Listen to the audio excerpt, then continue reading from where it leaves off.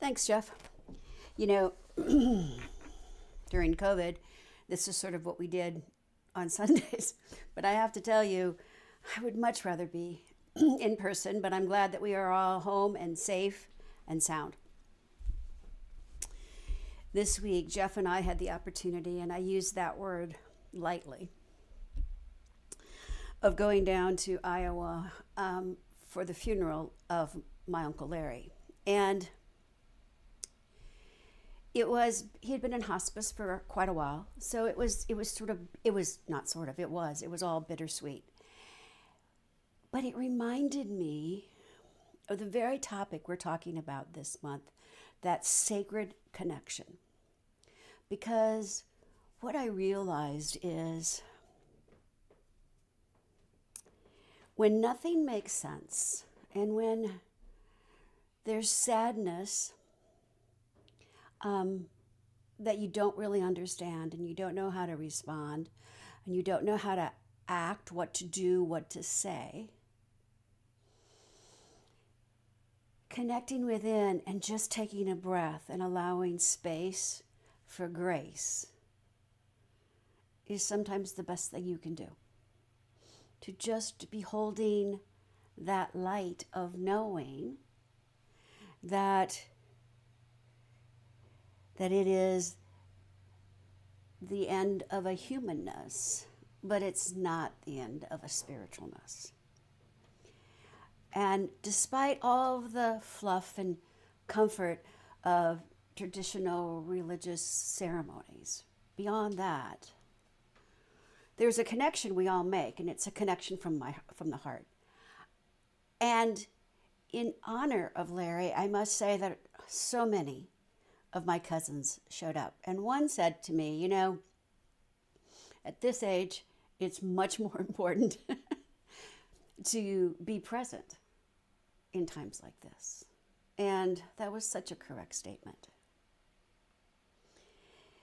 When we align our soul with our presence and we allow ourselves to show up from that place of peace and love, that is really what this whole idea of being in this world but not of it is all about, right?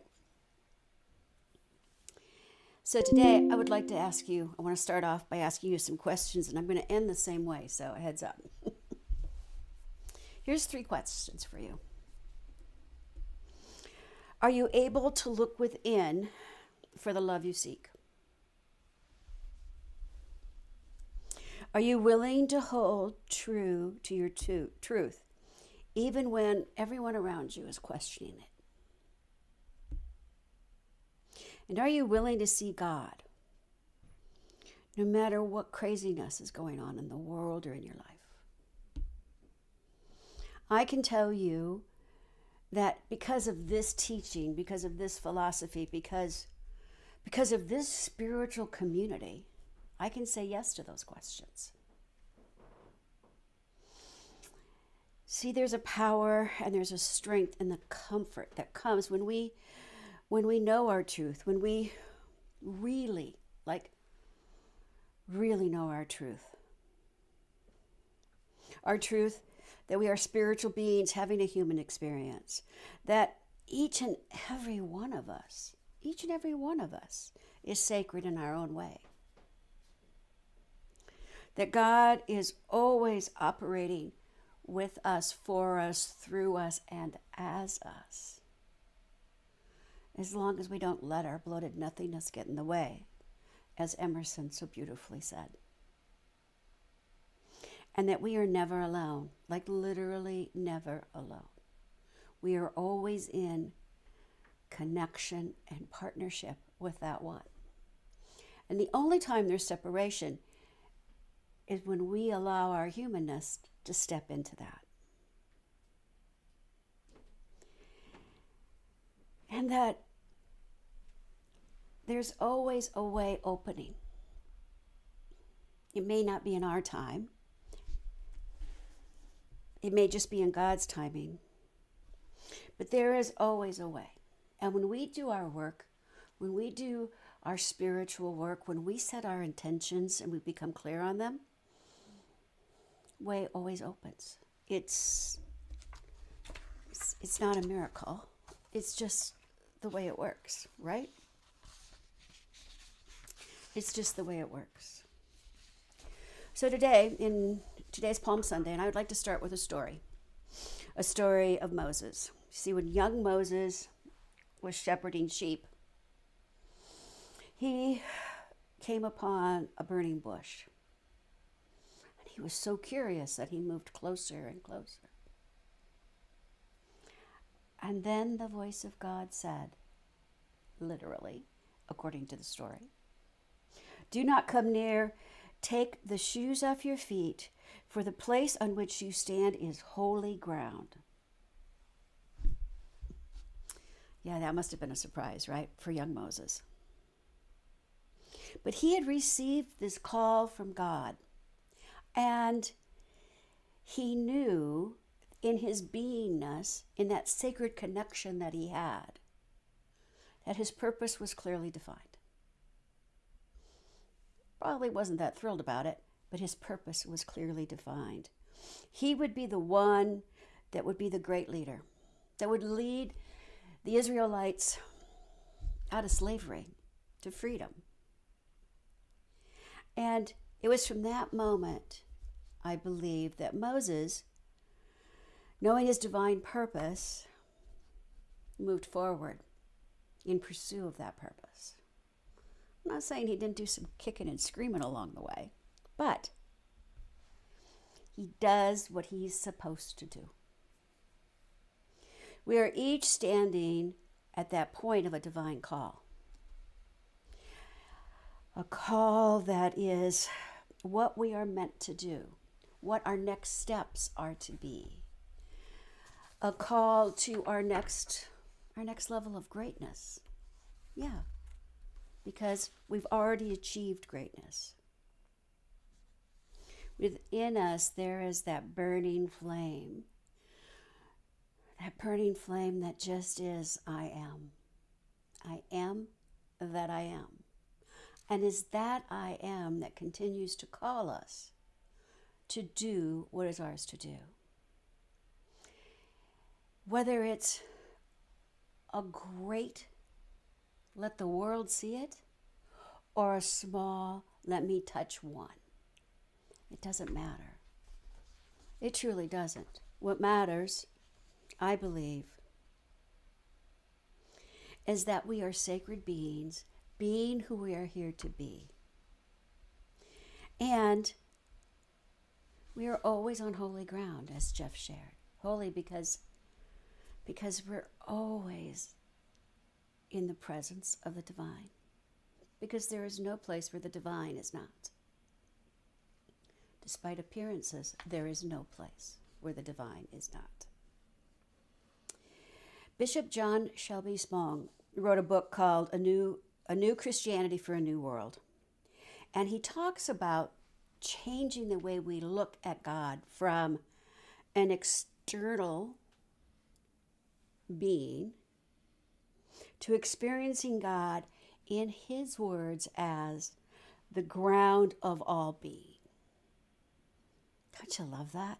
The ground of all being. He goes on to say, we cannot begin to envision a transcendence that enters our life and also calls us beyond the limits of our humanity toward the ground of all being, including our own. Can we cease the groveling to a supernatural being to parent us, to take care of us, to watch over us, to protect us? Can we cease that? Can we reject the patterns of our past and open ourselves in new ways to discover the ground of being that is met and known as the self, meant and known as the self as expanded consciousness? Wow. Our founder, Ernest Holmes, couldn't have positioned 3 more important questions. Today, I call on all of us to remember that we are standing on holy ground.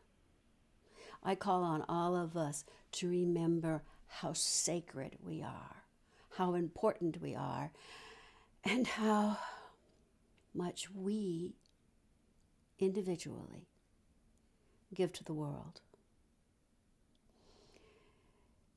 Firmly knowing that at the core of our beingness, at the very core, is where we meet the divine. Not out there, not up there or down there, but right here. Spong goes on to write, God is the ground of all being, who is worshipped when we have the courage to be. Listen to that again. God is the ground of all being, who is worshipped when we have the courage to be. This is Palm Sunday. This is the day that Jesus decided to take a stand one final time on the ground of holy being. And to have the courage just to be. He knew riding into Jerusalem what he was up for. He knew it. And so why would he just waltz in, let alone on a donkey? Well, he made that decision because he had a job to do. He had more to do. And he knew he had to do it in Jerusalem.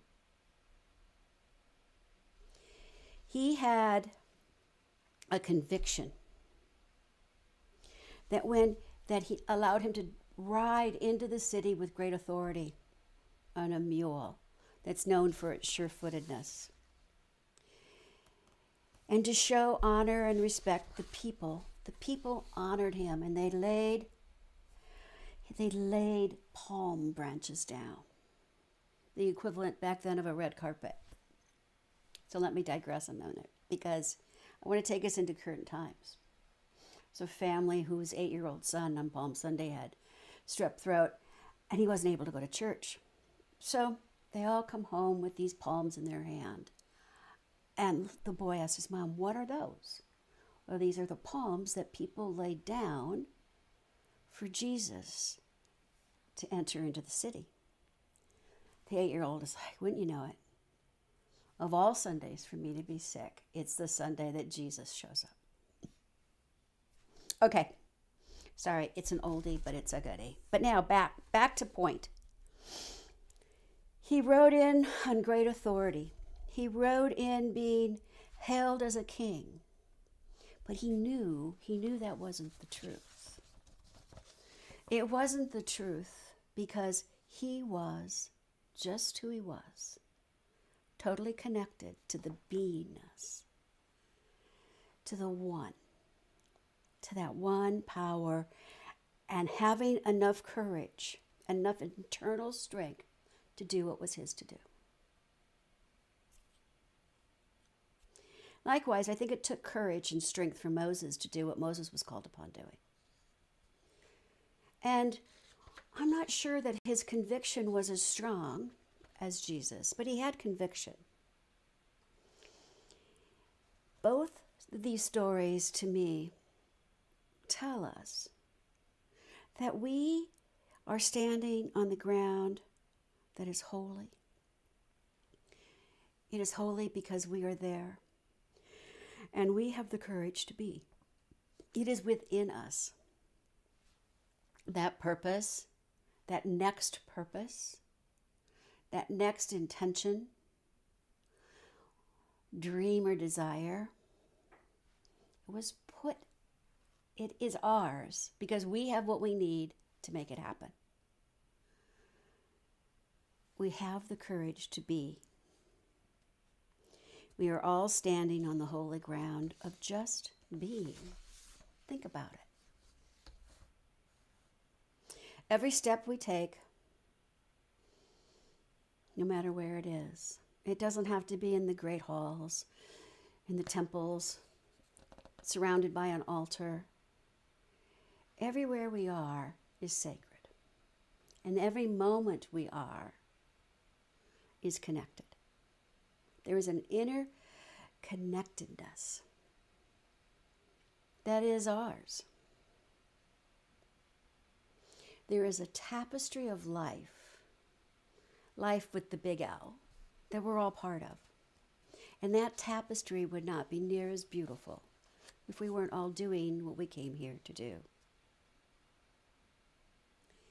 You know, as we go through life, there's like this maze of things we need to do.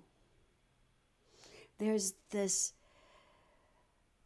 preoccupation with the trivial.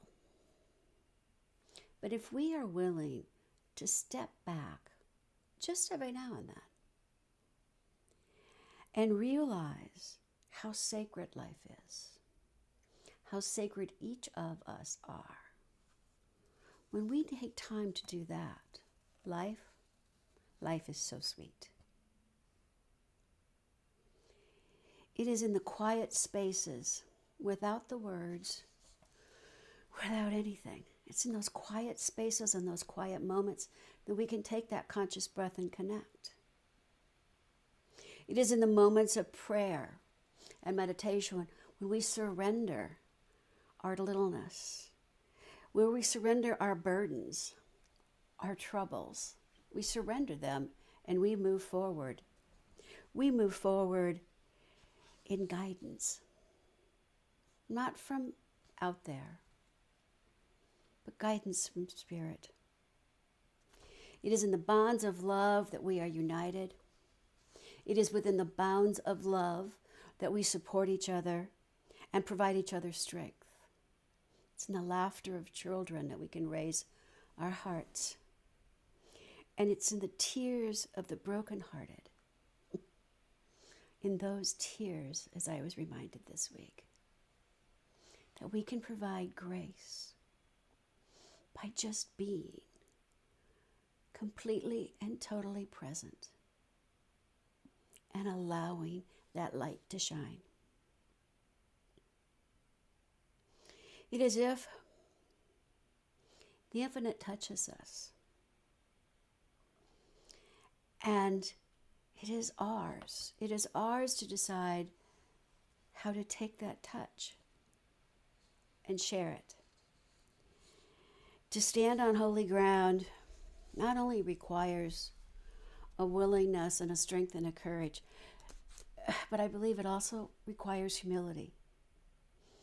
It requires the ability to be in one's own power, doing what is the right thing to do at the right time, and not worrying about how it's going to look, how people are going to react, but doing it from that place of,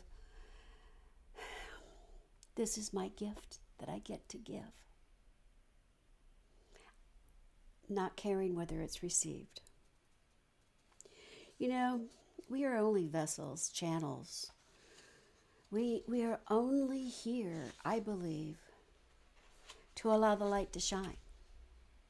What if that idea of love and light, what is that? What if that's the one divine purpose we all have? What if we approached our life from a place of humility and grace and allowing our light to shine, allowing ourselves to be the vessel of the divine, to be willing, to be passionate, to take a breath consciously before we react and remember who and whose we are. This morning, my invitation, my assignment is simple.